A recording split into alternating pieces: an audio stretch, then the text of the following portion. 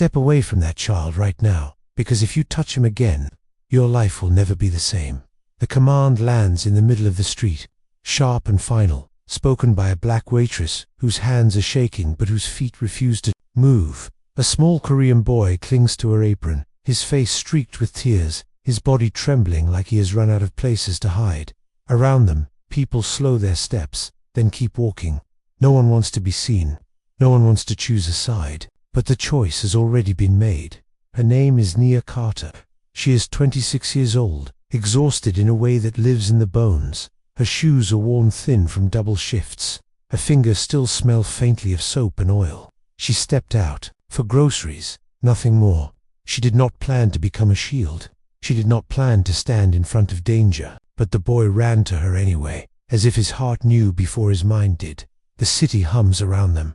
Traffic slides past. Voices blur together. But the space around Nia feels tight, charged, like air before a storm. Across the street, a black car idles where it does not belong. Two men step out. Clean coats, calm faces, eyes that measure instead of worry. They do not rush. They do not shout. They walk with the ease of men who expect the world to move aside. The boy presses closer to Nia, his fingers digging into fabric, his breath fast and shallow. He does not speak English. She does not speak Korean. But fear speaks clearly. Fear needs no words.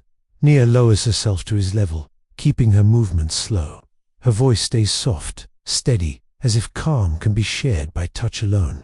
She points to him, to herself, to the street, asking where he came from, asking who he belongs to. His lips tremble. One word slips out, small and broken, like it costs him everything to say it. Jun. One of the men steps closer. He reaches out, not roughly, not gently, but with the confidence of someone who believes ownership does not need permission. Nia shifts her body without thinking, placing herself between Jun and the hand. The movement is small, almost polite, but it is enough. Enough to change the air. Enough to draw attention. Enough to make the man pause. Her heart pounds so hard she can hear it in her ears, but her face stays calm. She lifts her phone, thumb hovering near the emergency call, letting them see that she is not invisible, not alone, not careless. The man's eyes narrow. The street keeps pretending nothing is wrong. Silence wraps around them like a test of character, and most people fail it. Nia knows this feeling. She has lived it before. She grew up in places where love was rationed and kindness had rules. Foster homes with clean floors and cold voices. Rooms that smelled like bleach and old food. Nights where she stared at the ceiling, listening to other children cry quietly into pillows. She learned early how to take up as little space as possible, how to survive by being useful, how to swallow fear so no one could use it against her. Her first job was washing dishes, hot water, cracked skin, the steady scrape of plates. She liked work because it was honest. He did the task, and the task ended. Life was not like that. Life kept adding weight. There was one bright thing in her childhood. A boy named Malik, not her blood, but her brother in every way that mattered. He used to curl up beside her at night, shaking, until she hummed him to sleep.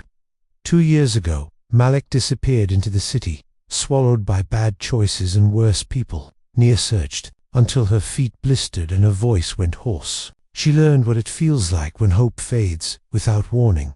So when Jun grabs her apron, when his small body presses against her leg, something inside her hardens into resolve. Not again.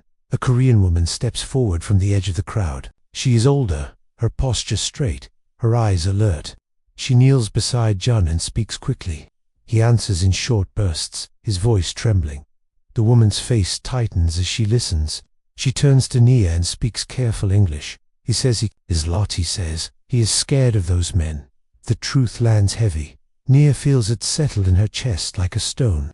She was right. The danger was real. The men here, enough to understand. Their calm deepens, not softening, but sharpening. The leader tilts his head, studying Nia like a problem that has grown teeth. Nia guides Jun toward a nearby store. Bright lights, glass windows, cameras above the door. The older woman stays close. The men follow, unhurried, certain that time is on their side. Inside the store, the air feels different but not safe. The shelves are neat, the floor is clean, but fear has already crossed the doorway. Customers glance over and look away. Employees pretend to arrange items that do not need arranging.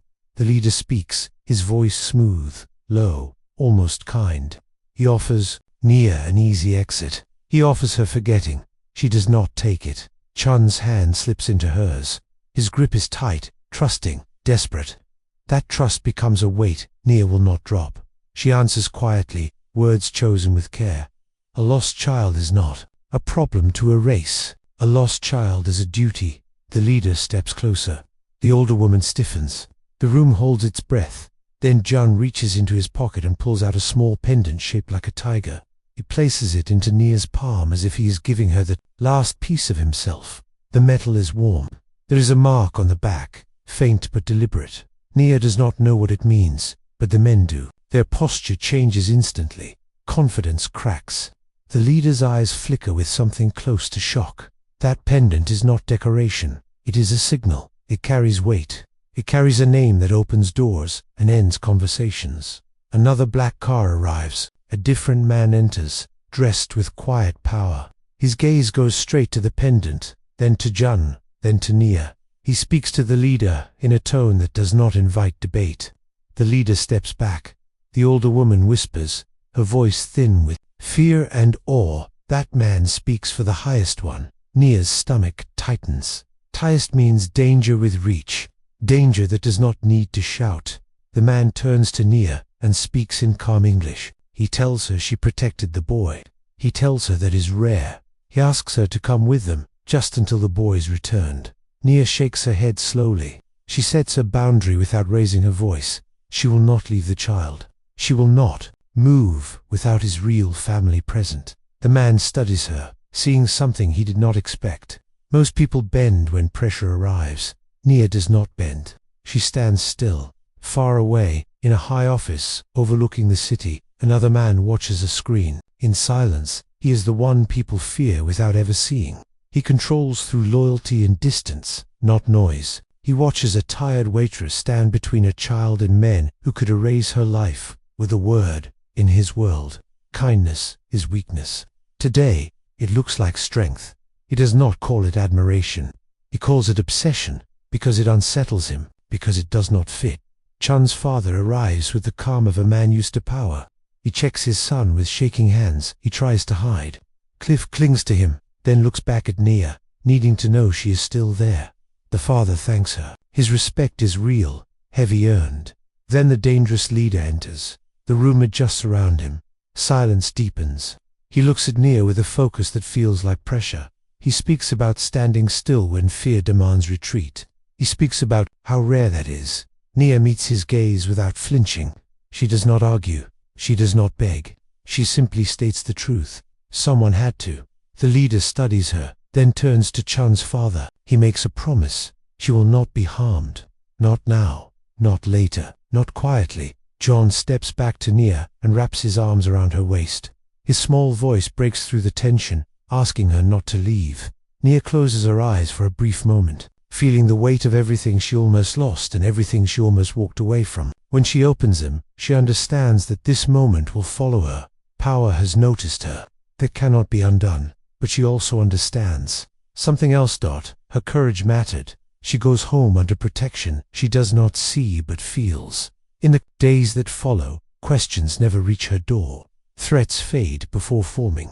And somewhere in the background, a file tied to her missing brother is quietly reopened on NIA. Does not chase power. She uses the space it gives her. She builds a place for lost children, a safe place with warm lights and open doors. She turns pain into shelter, and somewhere far away, the most dangerous man in Korea watches quietly, not to own her, not to cage her, but to make sure the world does not punish the one person who proved that silent courage can change everything. Sometimes strength does not roar. Sometimes it stands still.